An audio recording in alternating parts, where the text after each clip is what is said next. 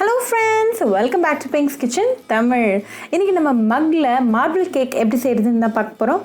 இது ரொம்ப ஈஸியா பண்ணிரலாம். குழந்தைங்க ரொம்ப ஆசையா சாப்பிடுவாங்க. சோ இந்த ரெசிபியை பார்க்கறதுக்கு முன்னாடி இதுக்கு தேவையான பொருட்கள் என்னென்னன்னு பார்த்துட்டு வந்துடலாம்.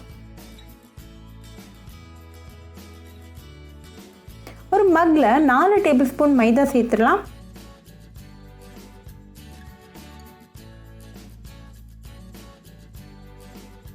இது கூட 1/2 டீஸ்பூன் சுகர் சேர்த்துடலாம்.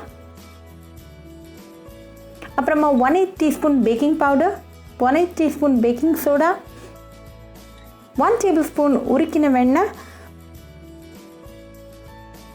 1 tablespoon Milkmaid, 1 tablespoon milk, 1/4 teaspoon vinegar, அப்புறமா 1/4 டீஸ்பூன் வெனிலா எசன்ஸ் சேர்த்துடலாம். எல்லா இன்கிரீடியன்ஸும் நல்லா கலந்துருங்க. கட்டி எதுவுமே இல்லாமல் நல்லா மிக்ஸ் பண்ணி விட்டுருங்க.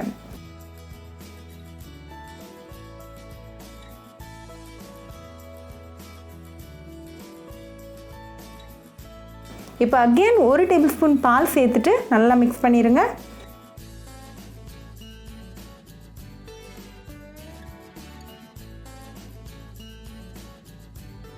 இப்போ பேட்டர் பர்ஃபெக்டாக ரெடி ஆயிடுச்சு. ஸோ உங்களுக்கு பிடிச்ச ஃபுட் கலர் சேர்த்துக்கோங்க. இன்றைக்கி நான் ப்ளூ கலர் சேர்க்குறேன். ஒரு ஸ்பூனோட பேக் வச்சு லைட்டாக கலந்துருங்க, ரொம்ப கலந்துடாதீங்க. அப்போ தான் மார்பிள் பேட்டர்ன் உங்களுக்கு சூப்பராக கிடைக்கும்.